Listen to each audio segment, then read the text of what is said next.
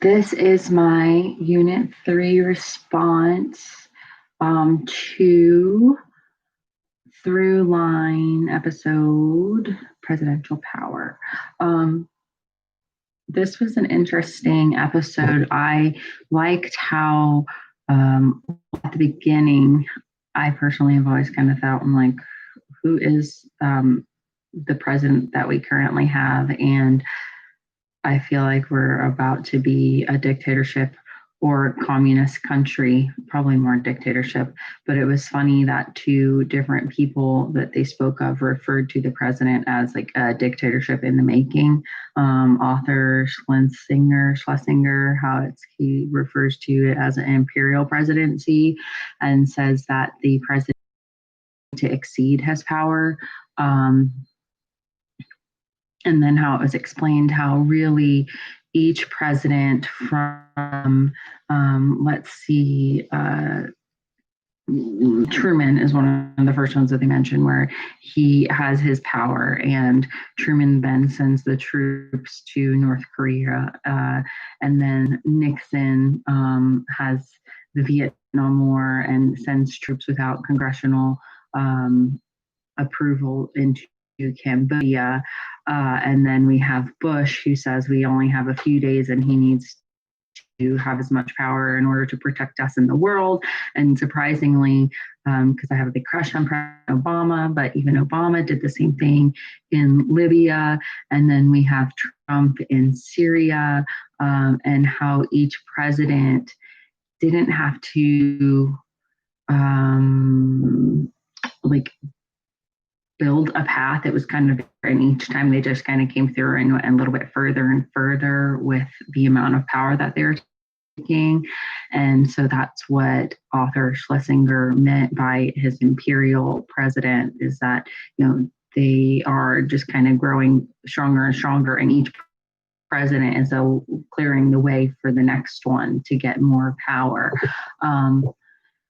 I definitely think that crisis, whether it be national crisis or global crisis, is what scares the American people into kind of handing over power to the presidents. Well, who was it? It was not Theodore. It was Franklin Delano Roosevelt, and how he, with the, was it the Great Depression? I believe it was the Great Depression and everything, how he was concerned for our safety. It wasn't the Great Depression, it was World War One. Concerned with our, no, World War II, sorry, getting dates mixed up there. He was concerned for us, and kind of took that. And I think I look back on him like he was a great president, but even the ones that I feel like are great presidents, they're kind of manipulating the system to their liking. And, we're always thinking or taught kind of a way that the president's the puppet, but he is also using the system. And maybe, one day it may be that the president has too much power, just like Trump is saying how he will stop the election and change it. I thought it was interesting. I didn't know that. I think it was the 20th Amendment.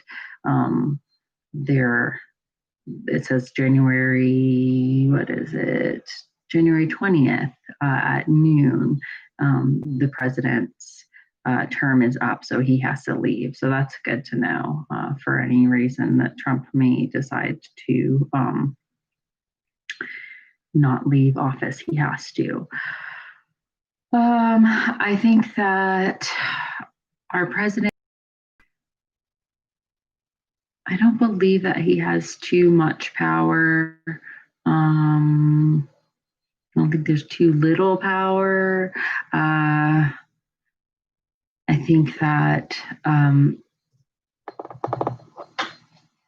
I don't think the president should be allowed to appoint Supreme Court justices. And the reason for that is because the Supreme Court justice is in the Supreme Court for a lifetime. So if that president tries to elect a justice to the court that is, a Democrat or just a Republican, then for the lifetime of that justice, there's that influence in the court. So I do think that people should have more of a say about who goes into the court, because it's a lifetime term.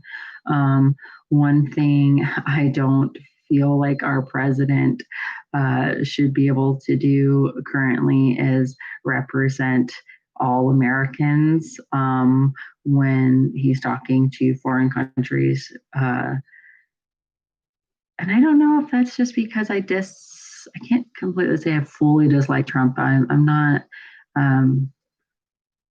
There's things he says that I don't like, and then there's things that to me make sense, and but I don't know if it's just a Trump thing, because it felt like George Bush even sounded a little silly and undereducated with the way the verbiage he chose. Like one thing he said,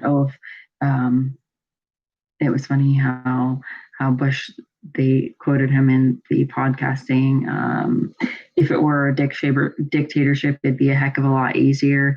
And it's just absurd that he says those sorts of things. And like, if they're saying this stuff to us, then what would they be saying to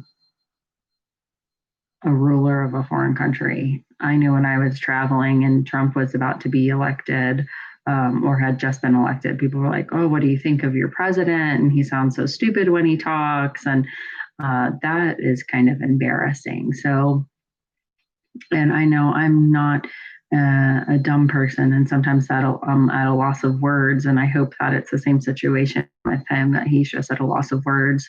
But he's definitely doesn't put on the appearance that I would want a president to have. So that's one thing I would change. And I think overall, the thing that I'm taking away mostly from this podcast is how each president grows stronger because of what presidents in the past have done. So eventually that might be a big problem for us.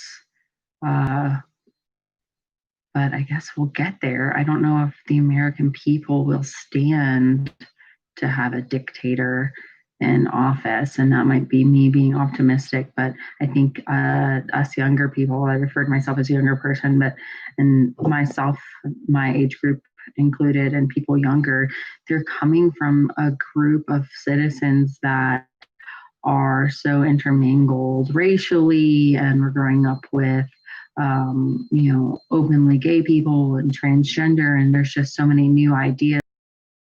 I don't know if younger people would allow for someone to come in and speak hate speech or try to take away our freedom. I don't feel, I feel like they would stop that, and they'd stop it with the rioting that we've seen and the protesting. And I think that